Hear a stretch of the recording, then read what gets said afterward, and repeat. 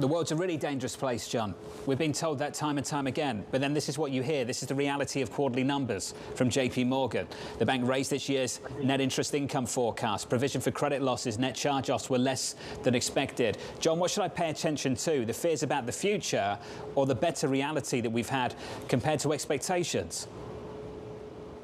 I think, Jonathan, I think where we are today is the world is never a safe place. I've been in this business since 1983, and I think probably the best year we had was 2017, and people complained that there was no volatility at that time. But looking at it here, I look towards the future, but I think the numbers that we saw today show that the diversification of business, really terrific management, and the ability to access clients and help those clients makes good sense in the financial sector. And we think very much, I think your prior guest from Baird said it very much in our viewpoint, is we do think that things are actually getting better, even though interest rates are higher. We think the end of free money is a good thing. It's a much healthier environment. John, for your bullish outlook to work, though, do you need bond market stability? And when I say bond market stability, I've asked this question this week so many times,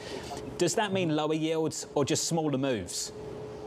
I think smaller moves, John, and where we are today, we're beginning to see the bonds really trade in a range from a relative low to a relative high. And it says the bond market is looking ahead and figuring out that the Fed indeed is getting it right.